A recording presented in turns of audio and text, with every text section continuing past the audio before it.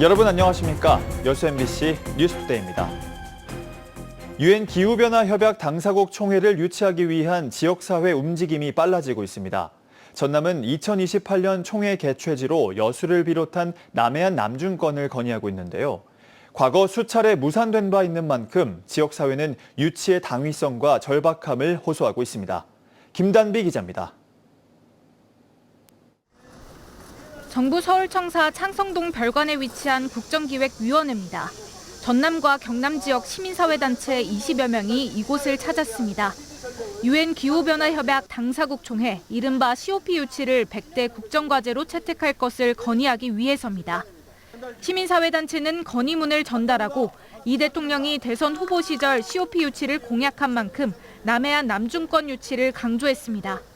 11개 시군이 함께 범유치위원회를 결성을 해서 COP를 유치하고 또 남해안 남중권에서 개최하기 위한 여러 가지 기반 조성을 위한 시민운동을 전개할 계획을 가지고 있습니다.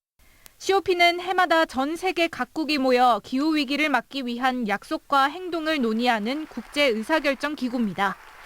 190여 개국이 가입한 세계 최대 규모 기후회의로 대륙별 순회 원칙에 따라 2028년 제33차 총회는 아시아 태평양권에서 개최 예정입니다.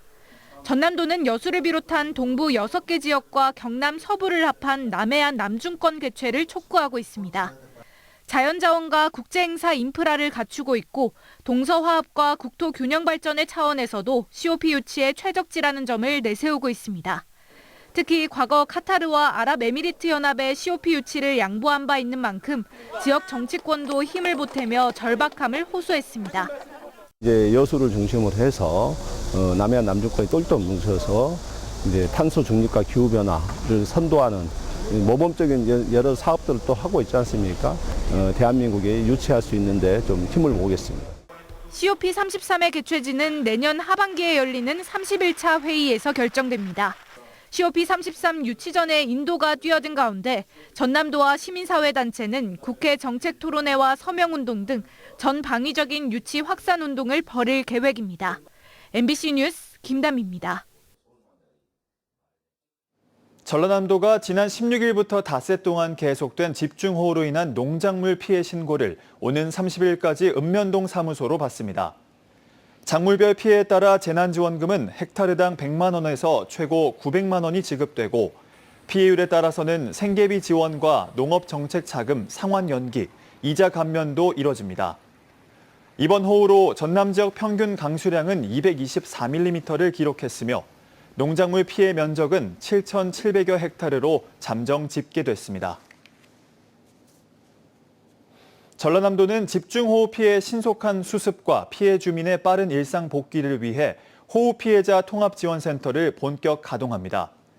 통합지원센터는 광주시청 1층에 설치돼 피해 수습이 완료될 때까지 운영되며 행정안전부, 보건복지부 등 중앙부처와 관계기관이 함께 참여해 피해 관련 민원을 원스톱으로 처리하게 됩니다. 전남에서는 이번 집중호우로 오늘까지 사유시설 116억 원, 공공시설 339억 원 등 455억 원에 달하는 피해가 발생한 것으로 잠정 집계됐습니다. 피서철마다 관광객들로 붐비는 무슬목 해변 일대가 밭으로 변하면서 주민들이 반발하고 있습니다. 주차장을 짓고 관광객을 맞이하려던 개발 사업이 멈추고 그 대신 밭이 들어선 건데요. 어떻게 된 일인지 최황지 기자가 취재했습니다. 여수의 주요 관광지인 무슬목 해변입니다. 주말이면 관광객들로 북적이지만 주차장은 밭으로 변했습니다. 예전 자갈밭이었던 때와 비교해도 확연히 달라진 모습입니다. 여수시의 대표 관광지이고 또 여수시의 얼굴인데 이렇게 주차 심란하게 잡초만 많고 이 지저분하게 환경이 만들어져서 저희도 피해를 많이 보고 있고. 지난 3월 조성된 밭, 비가 온 뒤엔 흙탕물이 인근을 뒤덮습니다. 빗물의 토사가 인근으로 쓸려가면서 이렇게 곳곳에 작은 도랑이 생겼습니다. 그냥 흙탕물로 꽉 차버립니다. 쭉 전체가. 발 높이는 발로 들어갈 수가 없죠. 발 여기 위로 올라가 버리니까. 그렇게 많이 차니까 아무도 들어도 못해요. 저기 섰다가 다 가버리고 그러죠.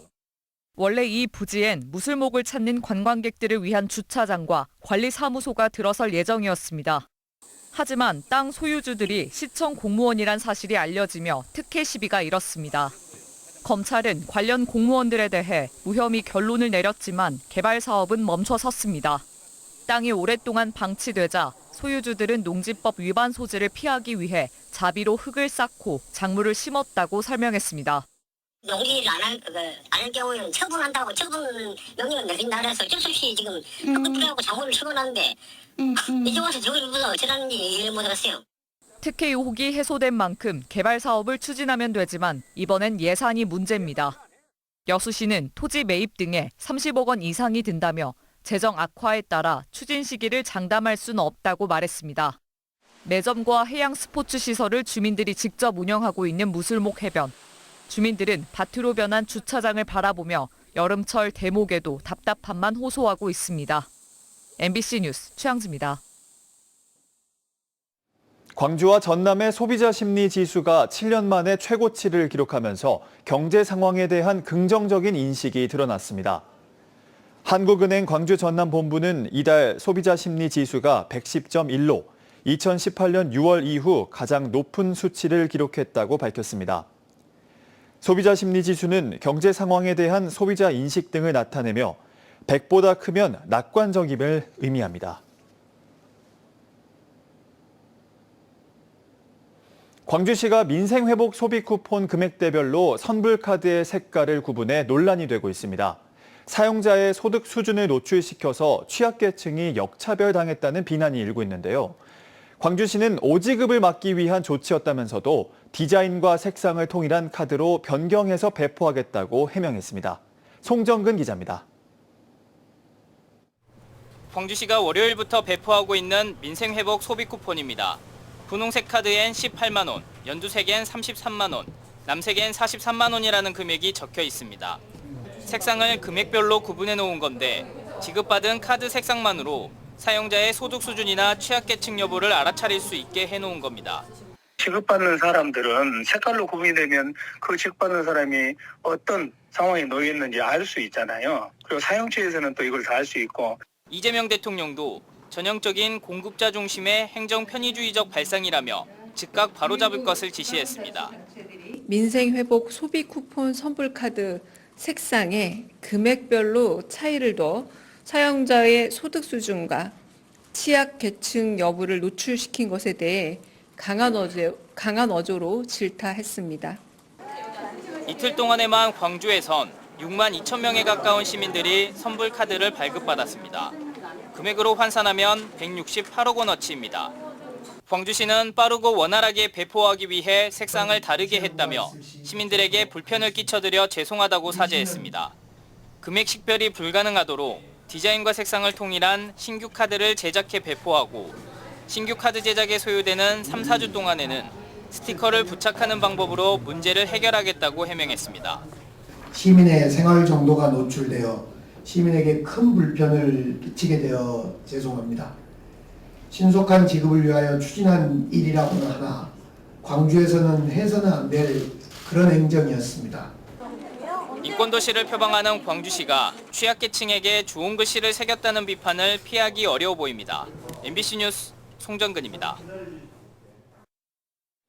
폭우에 이어 폭염이 찾아왔습니다. 농촌에서는 이맘때만 먹을 수 있는 제철 과일 수확이 한창인데요.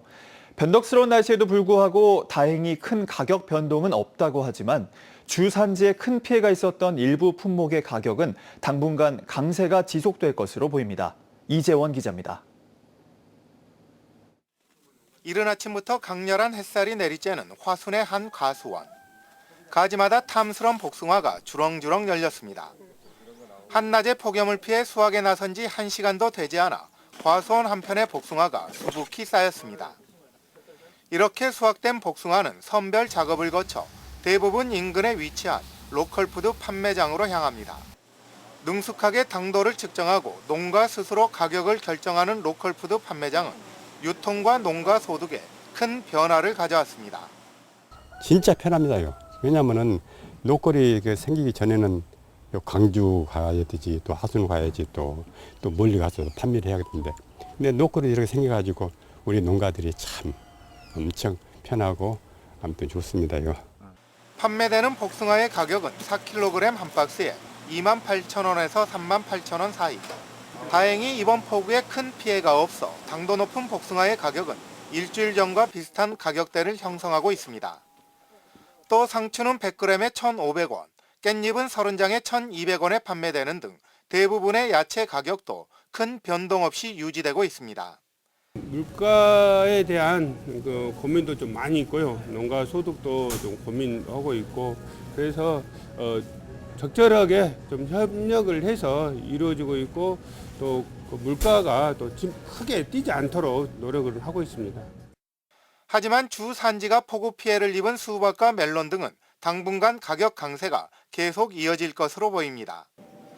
농식품부와 농협은 안정적인 물가 유지를 위해 가격이 급격히 오른 일부 품목에 대해서는 필요시에 할인을 지원하는 방안도 고려하고 있습니다. MBC 뉴스 이재원입니다. 광양 지역 아리백 산업 육성을 위한 행정적 지원 근거가 마련됐습니다. 광양시의회는 제339회 임시회 제4차 본회의에서 글로벌 ESG 경영 환경 변화에 선제적으로 대응하고 지역사회 내 재생에너지 산업 전환을 위한 제도적 기반이 될 광양시 아리백 산업의 육성과 지원에 관한 조례안을 원안 가결했습니다. 특히 이번에 가결된 조례안에는 아리백 산업 육성 계획 수립, 기업과 기관 유치, 인증기업 지정과 우선 구매 등 지역 기업들이 아리백을 이행하는 데 필요한 설비, 기술 등에 대한 지원을 명문화하고 있습니다.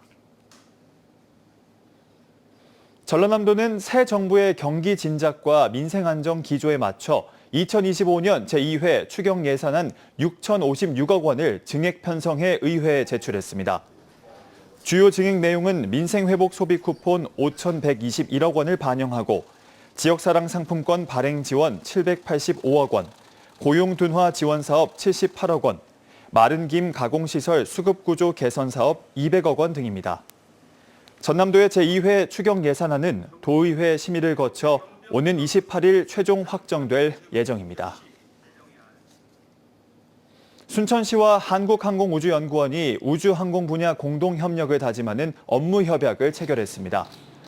이에 따라 두 기관은 앞으로 우주항공산업 육성을 위한 협력 방안을 마련해 추진하고 전문가 포럼, 세미나 등을 개최할 예정입니다. 순천시는 우주항공산업 생태계를 확대하기 위해 주요 연구기관과 대학, 지자체와의 협력을 더욱 강화할 계획이라고 설명했습니다.